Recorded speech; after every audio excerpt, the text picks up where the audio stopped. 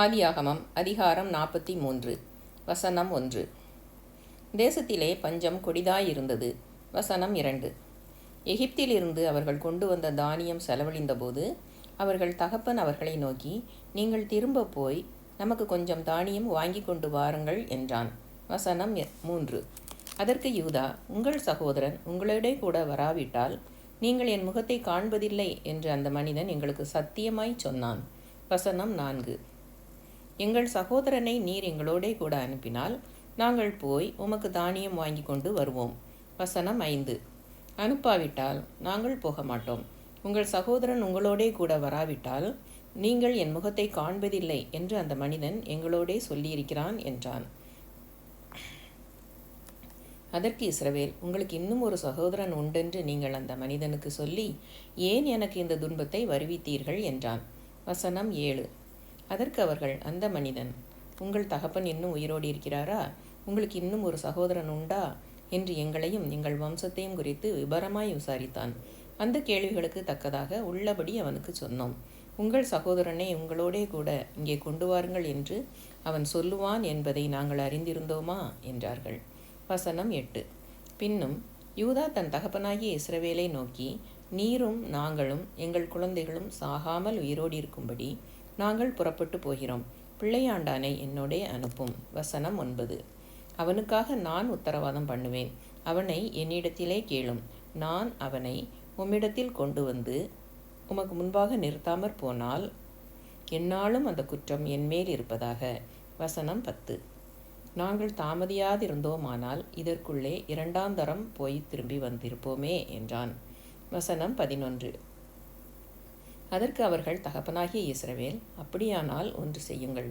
இந்த தேசத்தின் உச்சிதமான வஸ்துக்களில் கொஞ்சம் பிசின் தைலமும் கொஞ்சம் தேனும் கந்த வர்க்கங்களும் வெள்ளைப்போலமும் தெரபிந்து கொட்டைகளும் வாதுமை கொட்டைகளும் உங்கள் சாக்குகளில் போட்டு அந்த மனிதனுக்கு காணிக்கையாக கொண்டு போய் கொடுங்கள். வசனம் 12. பணத்தை இரட்டிப்பாய் உங்கள் கைகளில் கொண்டு போங்கள். சாக்குகளின் வாயிலே திரும்ப கொண்டு வந்த பணத்தையும் கொண்டு போங்கள். அது கைப்பிசகாய் வந்திருக்கும். வசனம் 13. உங்கள் சகோதரனையும் கூட்டிக் கொண்டு அந்த மனிதனிடத்துக்கு மறுபடியும் போங்கள். வசனம் 14.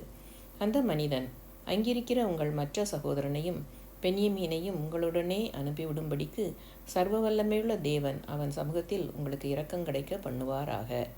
நானோ பிள்ளையற்று போனவனைப் போல் இருப்பேன் என்றான். வசனம் 15. அப்பொழுது அவர்கள் காணிக்கையையும் தங்கள் கைகளில் இரட்டிப்பான பணத்தையும் எடுத்துக்கொண்டு பென்யமீனையும் கூட்டிக் கொண்டு பிரயாணப்பட்டு எகிப்துக்கு போய் யோசேப்பின் சமூகத்தில் வந்து நின்றார்கள். வசனம் 16. பென்யமீன் அவர்களோடே கூட வந்திருக்கிறதை யோசேப்பு கண்டு தன் வீட்டு விசாரணைக்காரனை நோக்கி, நீ இந்த மனிதரை வீட்டுக்கு அழைத்து போய் சாப்பாட்டுக்கு வேண்டியவைகளை அடித்து ஆயத்தம் பண்ணு. மத்தியானத்திலே இந்த மனிதர் என்னோடே சாப்பிடுவார்கள் என்றான். வசனம் 17. அவன் தனக்கு யோசேப்பு சொன்னபடியே செய்து அந்த மனிதரை யோசேப்பின் வீட்டுக்கு அழைத்து கொண்டு போனான். வசனம் 18. தாங்கள் யோசேப்பின் வீட்டுக்கு கொண்டு போகப்படுகிறதை அவர்கள் கண்டு பயந்து, முன்னே நம்முடைய சாக்குகளில் இருந்த பணத்தின் நிமித்தம் நம்மேல் குற்றம் சுமத்தி நம்மை பிடித்து சிறைகளாக்கி நம்முடைய கழுதைகளை எடுத்துக்கொள்ளும்படி நம்மை கொண்டு போகிறார்கள் என்று சொல்லி. வசனம் 19. யோசேப்பின் வீட்டு விசாரணைக்காரன் அண்டையிலே சேர்ந்து வீட்டு வாசற்படியிலே அவனோடே பேசி. வசனம் 20. ஆண்டவனே, நாங்கள் தானியம் கொள்ளும்படி முன்னே வந்து போனோமே. வசனம் 21. நாங்கள் தங்கும் இடத்தில் போய் எங்கள் சாக்குகளை திறந்தபோது நாங்கள் நிறுத்து கொடுத்த நிறையின்படியே அவனவன் பணம் அவனவன் சாக்கின் வாயிலே இருக்க கண்டோம். அதை நாங்கள் திரும்பவும் எங்கள் கையிலே கொண்டு வந்திருக்கிறோம். வசனம் 22. மேலும் தானியம் கொள்ளும்படி வேறே பணமும் எங்கள் கையில் கொண்டு வந்திருக்கிறோம். நாங்கள் முன் கொடுத்த பணத்தை எங்கள் சாக்குகளில் போட்டது இன்னார் என்று அறியோம் என்றார்கள். வசனம் 23. அதற்கு அவன், உங்களுக்கு சமாதானம், பயப்பட வேண்டாம். உங்கள் தேவனும் உங்கள் தகப்பனுடைய தேவனுமாய் இருக்கிறவர் உங்கள் சாக்குகளில் அதை உங்களுக்கு புதையலாக கட்டளையிட்டார். நீங்கள் கொடுத்த பணம் என்னிடத்தில் வந்து சேர்ந்தது என்று சொல்லி சிமியோனை வெளியே அழைத்து வந்து அவர்களிடத்தில் விட்டான். வசனம் 24. மேலும் அந்த மனிதன் அவர்களை யோசேப்பின் வீட்டுக்குள்ளே கூட்டிக் கொண்டு போய் அவர்கள் தங்கள் கால்களை கழுவும்படி தண்ணீர் கொடுத்து அவர்களுடைய கழுதைகளுக்கு தீவனம் போட்டான். வசனம் 25. தாங்கள் அங்கே போஜனம் செய்யப் போகிறதை அவர்கள் கேள்விப்பட்டபடியால் மத்தியானத்தில் யோசேப்பு வருமளவும் காணிக்கையை ஆயத்தமாய் வைத்து காத்து கொண்டிருந்தார்கள். வசனம் 26. யோசேப்பு வீட்டுக்கு வந்தபோது அவர்கள் தங்கள் கையில் இருந்த காணிக்கையை வீட்டுக்குள் அவனிடத்தில் கொண்டு போய் வைத்து தரை மட்டும் குனிந்து அவனை வணங்கினார்கள்.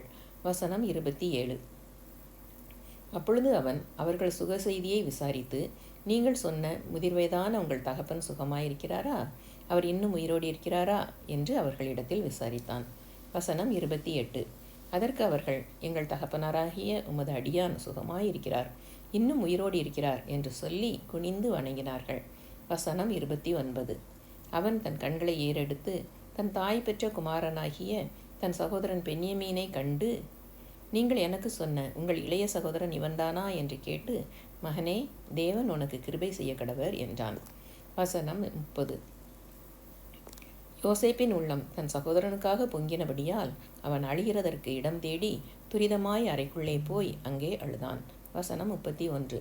பின்பு அவன் தன் முகத்தை கழுவி வெளியே வந்து தன்னை அடக்கி கொண்டு போஜனம் வையுங்கள் என்றான். வசனம் 32. எகிப்தியர் எபிரேயரோடே சாப்பிட மாட்டார்கள். அப்படி செய்வது எகிப்தியருக்கு அருவருப்பாய் இருக்கும். ஆகையால் அவனுக்கு தனிப்படவும் அவர்களுக்கு தனிப்படவும் அவனோடே சாப்பிடுகிற எகிப்தியருக்கு தனிப்படவும் வைத்தார்கள். வசனம் 33. அவனுக்கு முன்பாக மூத்தவன் முதல் இளையவன் வரைக்கும் அவனவன் வயதின்படியே அவர்களை உட்கார வைத்தார்கள். அதற்காக அவர்கள் ஒருவரை ஒருவர் பார்த்து ஆச்சரியப்பட்டார்கள். வசனம் 34. அவன் தனக்கு முன் வைக்கப்பட்டிருந்த போஜனத்தில் அவர்களுக்கு பங்கிட்டு அனுப்பினான். அவர்கள் எல்லாருடைய பங்குகளை பார்க்கிலும் பென்யமீனுடைய பங்கு 5 மடங்கு அதிகமாயிருந்தது. அவர்கள் பானம் பண்ணி அவனுடனே சந்தோஷமாயிருந்தார்கள். அதிகாரம் 43 முற்றிற்று.